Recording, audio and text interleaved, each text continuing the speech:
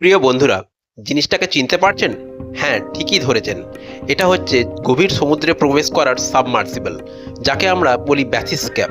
প্রসঙ্গত 1960 খ্রিস্টাব্দে ট্রিস্টে নামক ব্যাথিসক্যাপে করে চ্যালেঞ্জার ডিপ অভিযান করেছিলেন সুইস সমুদ্রবিজ্ঞানী জ্যাক পিকার্ড এবং মার্কিন লেফটেন্যান্ট ডন ওয়ালেস।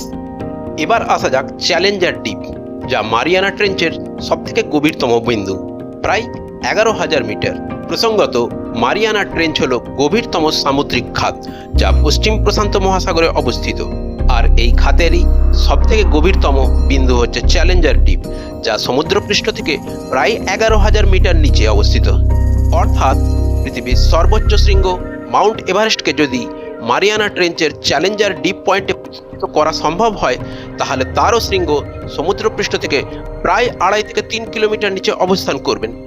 সুতরাং আপনারা সহজেই অনুমান করতে পারছেন মারিয়ানা ট্রেঞ্চের চ্যালেঞ্জার ডিপ ঠিক কতটা ডিপ।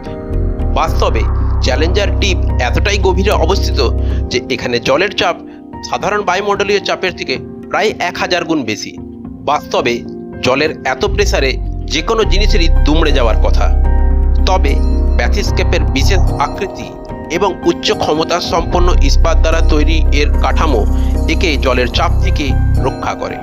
এছাড়া এর উপরের অংশ গ্যাসোলিন দ্বারা পূর্ণ থাকে, যা জলের চেয়ে হালকা এবং জলের সমান বিপরীতমুখী চাপ তৈরি করে সামগ্রিক কাঠামোটাকে জলের অত্যধিক প্রেসার থেকে রক্ষা করতে সাহায্য করে।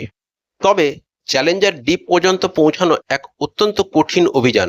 2022 সাল পর্যন্ত মাত্র 27 জন অভিযাত্রী চ্যালেঞ্জার ডিপ পর্যন্ত সফলভাবে পৌঁছাতে পেরেছেন। এর মধ্যে 2012 সালের অভিযান অত্যন্ত তাৎপর্যপূর্ণ, যখন টাইটানিক সিনেমা খ্যাত বিখ্যাত পরিচালক জেমস ক্যামেরন এককভাবে চ্যালেঞ্জার ডিপে পৌঁছেছিলেন। সুতরাং প্রিয় বন্ধুরা, বুঝতেই পারছেন চ্যালেঞ্জার ডিপ পয়েন্টটা কতটা ভয়ঙ্কর এবং কতটা বিখ্যাত। সুতরাং চ্যালেঞ্জার ডিপের চ্যালেঞ্জ নিতে কি আপনার কখনো ইচ্ছা হয়? একবার ভেবে দেখতে পারেন। আমাদের পরিবেশ সম্পর্কে এই ধরনের আরো খুঁটিনাটি তথ্য পাওয়ার জন্য চ্যানেলটি সাবস্ক্রিপশনের অনুরোধ রইল। ধন্যবাদ।